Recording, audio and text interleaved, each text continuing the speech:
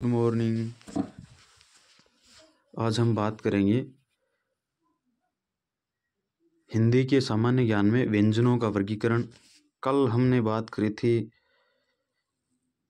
स्वरों के बारे में और स्वरों के प्रकार और इसके बारे में बात करी थी। आज हम बात करने वाले हैं व्यंजनों का वर्गीकरण।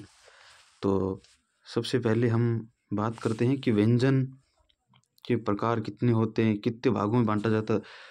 तो व्यंजनों को है वो 8 भागों में बांटा जाता है। व्यंजनों को कितने भागों में? 8 भागों में बांटा जाता है। नंबर 1 पे हम बात करते हैं स्पर्शी व्यंजन। क, ख, ग, घ, ट, ठ, ड, ढ, त, थ, द, ध, प, फ, ब और मै 16 होते हैं। संघर्षी व्यंजन 4 होते हैं। श, स, श है। स्पर्श संघर्षी व्यंजन होते हैं वो च, छ, ज और झ 4 होते हैं। उसके बाद नासिक के व्यंजन जो नाक के द्वारा बोले जाते हैं वो होते हैं 5। तो 5 होते हैं नासिक के द्वारा बोले जाने वाले हैं वो अंग, य, न, म, उत्क्षिप्त जिसको ताड़नदात भी बोलते हैं। अढ़, अढ़, प्रकंपित र, प्रकंपित व्यंजन हो गया र, और पार्श्विक ल हो गया और संघर्षहीन। अब हम इनके बारे में एक एक के बारे में विस्तार पूर्वक चर्चा करते हैं। सबसे पहले हम बात करेंगे स्पर्शी व्यंजन। स्पर्शी व्यंजन के बारे में बात करते हैं कि वे व्यंजन जिनके उच्चारण में विभिन्न उच्चारण अवयवों के स्पर्श का किया जाता स्पर्श व्यंजन कहलाते हैं। जैसे कयवर्ग, कयवर्ग, टयवर्ग, तयवर्ग, पयवर्ग के चारों वर्ण, आगे वाले जो 4 वर्ण है यानी 4 चौक 16 हो गए। उसके बाद संघर्षी व्यंजन 2 नंबर पे संघर्षी वे व्यंजन जिनके उच्चारण में 2 उच्चारण अवयव इतनी निकटता पर आ जाते हैं कि बीच का मार्ग है वो छोटा हो जाता है और वायु संघर्ष के साथ बाहर निकलती है, उसे संघर्षी व्यंजन कहते हैं। ये 4 होते हैं। कुल संघर्षी व्यंजन कितने होते हैं? 4 होते हैं। श, स और है।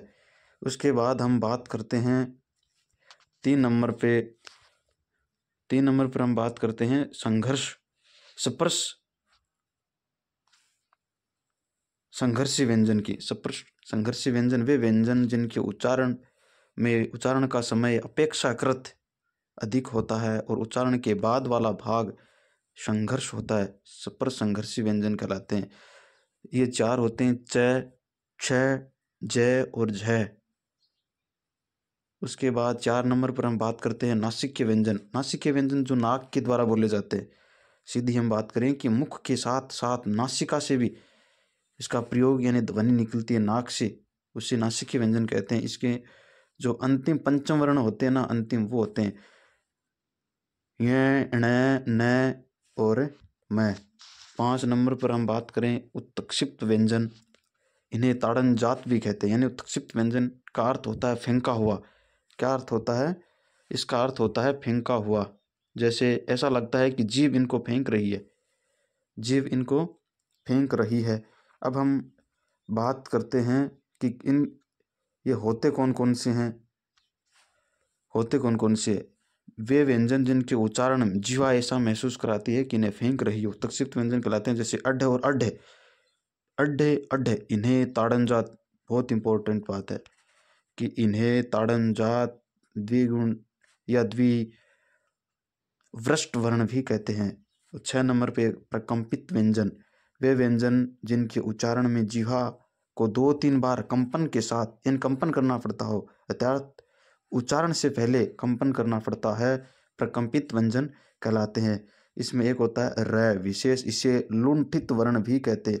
सीधा क्वेश्चन आता है एग्जाम में कि लुंठित वर्ण किसे कहते हैं? लुंठित वर्ण किसे कहते हैं?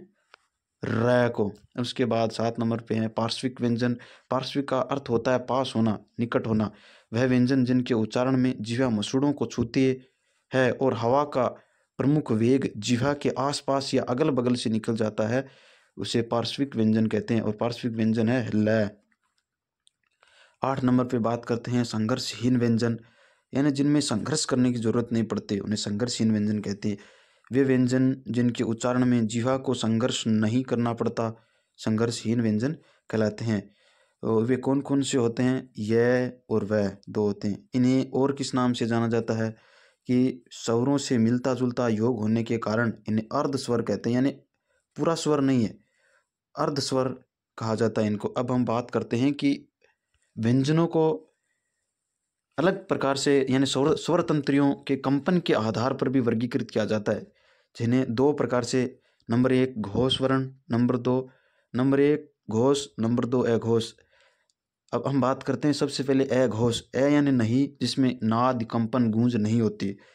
कौन कौन से होते हैं इसके बारे में हम चर्चा करते हैं और कितने होते हैं। घोष वर्णों की संख्या 13 होती है। वे वर्ण जिनके उच्चारण में गूंज नाद कंपन नहीं होता है अघोष वर्ण कहलाते हैं। प्रत्येक वर्ग का पहला, दूसरा, तीनों स, यानी 13 हो गया। प्रत्येक वर्ग का पहला और दूसरा कौन कौन सा? क और ख, च और छ, ट और ठ, त और थ, प और फ, तीनों स। 2, 4, 6, 8, 10 और तीनों स, यानी 13 हो गए। कितने हो गए? 13 हो गए। अब हम बात करते हैं कि घोष वर्ण किसे कहते हैं, जिन्हें, या सघोष वर्ण किसे कहा जाता है। 2 नंबर पे सघोष, वे वर्ण जिनके उच्चारण में गूंज नाद कंपन पैदा होता है घोष या सघोष वर्ण कहलाते हैं। प्रत्येक वर्ग का तीसरा, चौथा, पांचवा और सभी स्वर प्लस य, र, ल, व, है। अब हम बात करें कि तीसरा, चौथा और पांचवा, यानी जो पहला और दूसरा तो घोष में आ गए, बच गए वो घोष में। तो ग, घ, य, ज, झ, य, ड, ढ, ण, द, ध, न, ब, भ, म, य, र, ल, व, है और सभी स्वर 31 हो गए। मतलब घोष तो हो गए 13, इसका उल्टा कर दो, अघोष हो गए 13, उल्टा कर दो, वो हो गया घोष वर्ण या सघोष। अब हम बात करते हैं कि इनको प्राणवायु के आधार पर भी वर्गीकृत किया गया। प्राणवायु के आधार पर दो भागों में, दो प्रकार से, कितने प्रकार से? 2 प्रकार से। नंबर 1 अल्प प्राण, नंबर 2 महाप्राण। अल्प प्राण कौन कौन से? अल्प प्राण कौन कौन से होते हैं? यानी पहला, तीसरा और पांचवा। इसका पता कैसे? यानी वे वर्ण जिनके उच्चारण में मुख विवर से कम मात्रा में वायु बाहर निकले, यानी हम वे वर्ण जिनको बोलते हैं तो हवा है ना वो कम मात्रा में बाहर निकलती है। पहला, तीसरा और पांचवा कौन कौन सा हो गया? क, ग, य, च, ज, य, ट, ढ, ण, त, द, न, प, ब और न, य, र, ल, व और सभी स्वर। कुल संख्या होगी 30। अब हम बात करते हैं कि महाप्राण कौन से होते हैं। महाप्राण दूसरा वर्ण का और चौथा वर्ण दोनों। वे वर्ण जिनके उच्चारण में मुख विवर से अधिक मात्रा में वायु बाहर निकलती है महाप्राण वर्ण कहलाते हैं। होते कौन कौन से हैं? प्रत्येक वर्ग का दूसरा और चौथा, दूसरा और चौथा। क तो उसमें आ गया, अब इसमें आएगा ख, घ, छ, झ, ठ और ढ, ठ और फ, त और थ और ध, प और भ, तीनों से एक है। 14 हो गए। इनकी संख्या कितनी होती है? महाप्राणों की संख्या 14 होती है। अब हम क्वेश्चन करते, क्वेश्चन किस प्रकार से आता है? निम्नलिखित में से घोष वर्ण है ए और आ, अड, अड, प और फ और श। अब हम घोष वर्णों के ऊपर, घोष वर्ण कौन कौन से हैं? अड और अड। अब हिंदी, अब ऐसा क्वेश्चन आ जाए कि हिंदी वर्ण वालों में आगत स्वर होते हैं। एक होता है आगत व्यंजन 5 होते हैं। क के नीचे नुक्ता लगा होगा, क, ख, ग, ज और फ, ये उर्दू के शब्द होते हैं। हम आगत वर्ण कौन कौन से होते हैं? 6 हो गए। तीनों, चारों, 500 तो ये हो गए, क, ख, ग, ज और फ। इनके नीचे नुक्ता होगा। ये छोटी सी टिमकी होती है, इसको नुक्ता कहते हैं। क्या कहते हैं इसको? ये जो छोटी सी टिमकी है इसको नुक्ता कहते हैं।